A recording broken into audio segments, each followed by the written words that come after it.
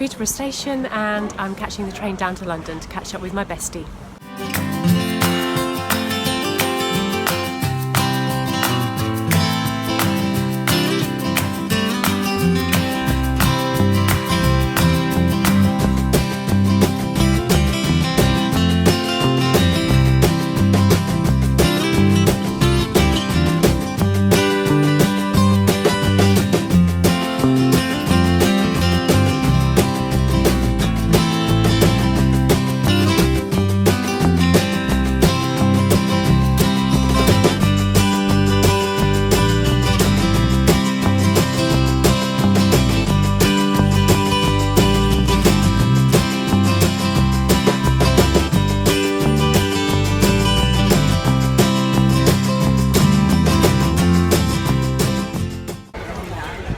So we're just here at Coal Drops Yard, and I've never been here before. I didn't realise it was so close to King's Cross. And my partner George would really love to be here at the moment. This is Alice, my friend, my bestie, because there are all these narrowboats. Well, they're not narrowboats, but they're wide beams, which is one of the things that we're looking at moving on to. So he would really, really love to be here. What a shame he's in France packing up.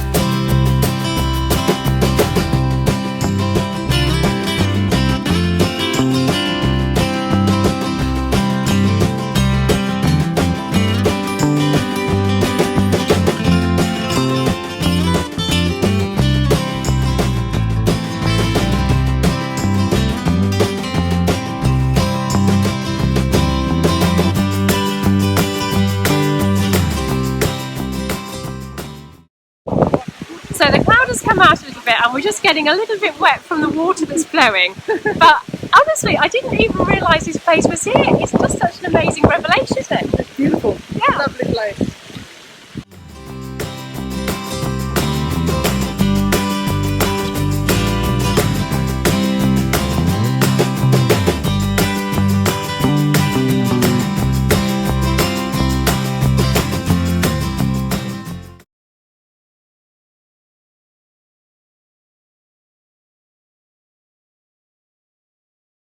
So we're here at King's Cross, just about to board the train home, and just had a really great day, just spending time chatting, catching up. And relationships are so important, aren't they? And they're not something that come easily, and they're not something that stay easily. They're something that we really have to work at, and we have to take that time for and make that time for.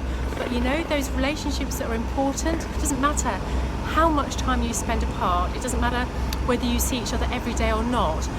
Those relationships and those friendships that are connected through the heart and through the soul, they're always there, aren't they?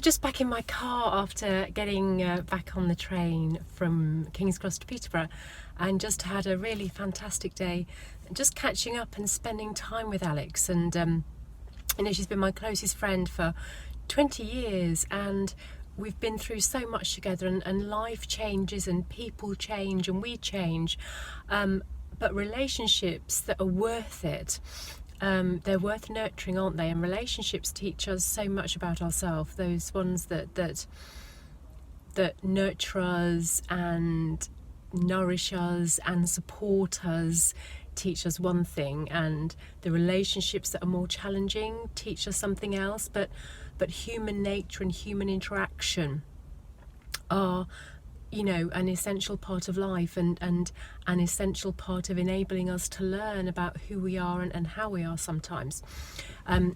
We went to this place near King's Cross, which I hadn't been to before, and it's only been open about 8 months, and it was a lovely day, but it was fantastic. And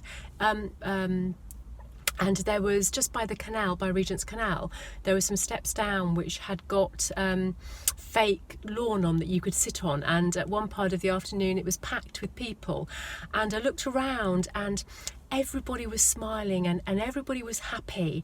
And humanity is just such a diverse species, and you know, on the one hand, some of the greatest tragedies in the world are committed by people, you know, violence against people, against animals, against nature, against the environment.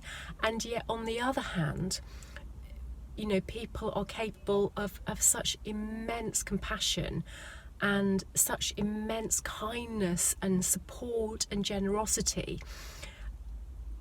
And there just is no one size fits all, either with people or with life. And you know, sometimes within that social structure of life, we try to conform, and when we try and conform, that's when we end up, you know, railing against boundaries and structures that just don't work, because we are not a one size fits all. And we all have to find the boundaries and the framework and the structures that work for us. And then we all have to find in our own way, don't we, also how to challenge, whether in a big way or a small way, the frameworks and the structures that don't work, that actually are constricting and limiting, and that don't support that process of growth and that process of evolution, not just for the individual, but for the world and for humanity. But just seeing everybody this afternoon, you know, it was a great vibe, and everybody was just relaxed in the sunshine, in a nice place, having fun, you know. So the potential for all of humanity is there. We just have to find a way forward.